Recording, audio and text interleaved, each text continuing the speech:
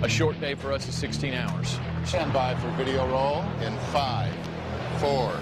Every once in a while, every few years, you just get that show where it's right from the word go. That's really rewarding. I have the best job in the world. I get to watch rock shows every night for a living. 3, 2, 1, and roll.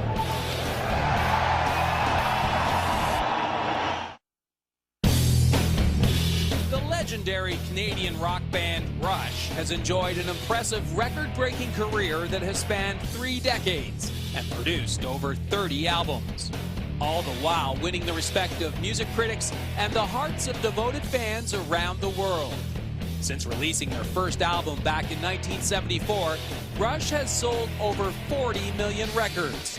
They've toured the world many times over, selling out hundreds of live stadium rocking shows. When guitarist Alex Lifeson, drummer Neil Peart, and lead vocalist, bassist Geddy Lee go on tour, they bring with them some heavy artillery. 7 tractor trailers hauling an entire stage production. Lights, video, pyro, sound, along with 40 men and women whose job it is to set it all up. Everything with the red tape on the back goes stage right, down stage right. Run it. House lights go. 2, 1, and roll. And tear it down. All in the course of a grueling 18-hour day.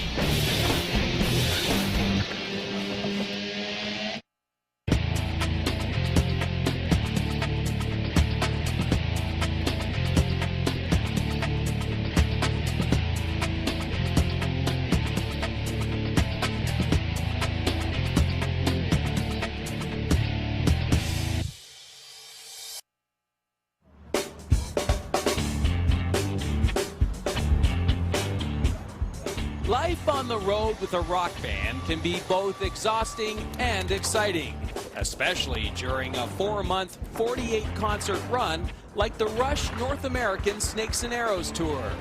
What most concertgoers don't know is that the performance they hear in their seats is very different from what the band hears on the stage.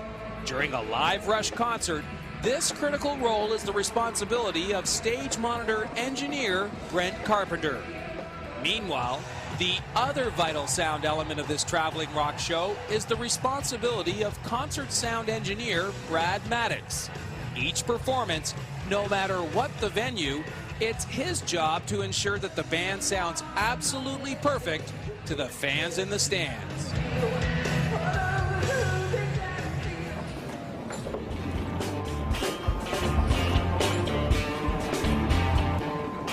We are at the Air Canada Centre here in Toronto, and it is 5:30 in the morning.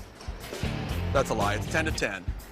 We come in around 9 o'clock, 8:30 for breakfast, 9 o'clock we start working. I am the front of house sound engineer. My first job in the morning, along with the rest of the sound crew, is to place the rigging that comes in, talk about where we're going to hang the PA. Usually there's a little bit of discussion about how that fits in with the room and the rest of the production, lights and so forth. They're getting ready to hang that right now. And then we just sort of wait until that happens. In the meantime, speakers will roll in here and we'll get it all ready to go. I'll get this out of your way.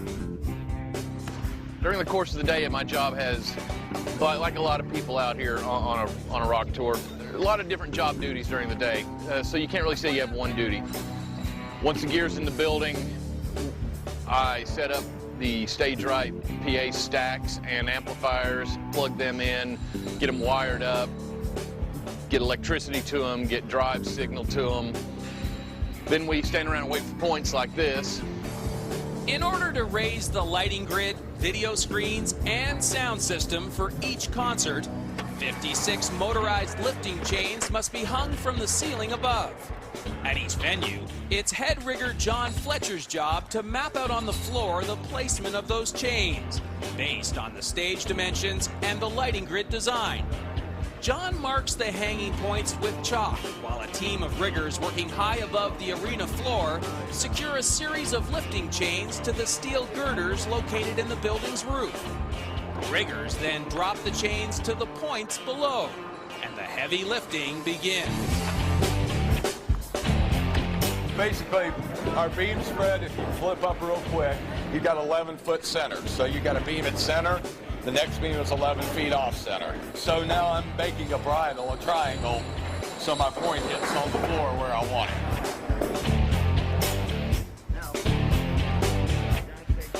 Found these in a cave in France. We don't know what they mean. It has something to do with where the PA is. Obviously, there were teepees. And the teepees had what round things under them. Yes. And they haven't been able to decipher exactly what it was. They think it was some form of monetary conversion. Yeah, you lost it. Sorry. Well, all the gear's in the building. I have my 4th cup of coffee. That's always good. The points, the motor's going up in the air is a little slow, but we're ready as soon as we get our motors, we're ready to pick everything up. So it's pretty average for an arena show. Well, this is the part of the day where we sit around waiting for points. It's pretty much a daily thing. If you'd been here a minute ago, I would also have had a donut. Look at these guys. Aren't they beautiful? Hi, Mom!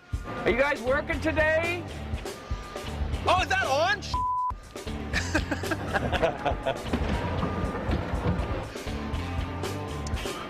Waiting for points, waiting for points. We are always waiting for points, waiting for points, waiting for points. Seems like we are waiting for points. Brad and I, we hang the Stage Right PA system, which is the PA system that Brad uses to do all the audio for the audience. Him and I, together as a team, we get the various assembled hardwares together, get the cables ready, get everything plugged in, turned on, ready to go, so that when the PA does get up in the air, all we have to do is plug the final cable in, and it's all done. And we like to pre-do as much as we can, so that once he goes to front of house to start assembling the front of house equipment, and I go to stage left to start assembling the monitor equipment, we don't have to come back over here to turn everything on and do all that kind of crap. So that's what we're doing right now, is pre-assembling before we have motor points.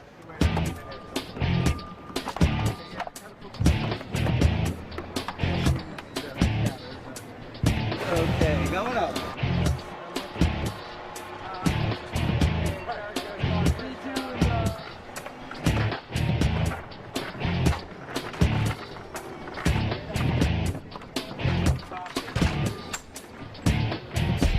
Each one of those boxes has a bass speaker, I think 4 mid-range speakers, and 3 high-end horn drivers, and then also a row of what they call super tweeters, 10 or 11 of those in each one. And the idea is any one of those on its own doesn't amount to much in a place like this, but the way they line up in the box, that goes together in one long line. So all of the tweeters are in a line from the top to the bottom, and all of the bass speakers are in a line from the top to the bottom, which helps make it sound more the same everywhere you go, as opposed to a bass speaker here and a high-end speaker here, another bass speaker here. It's all in one column. I'd hazard a guess that we probably have about 80,000 watts of power. It's plenty. How many watts does each one of those crowns do? Each of the crowns? 4,000? About 6. 6,000. 6,000. Okay, so there's 1, 2, 3, 4, 5, 6, 7 amp racks under there. Yeah. 14.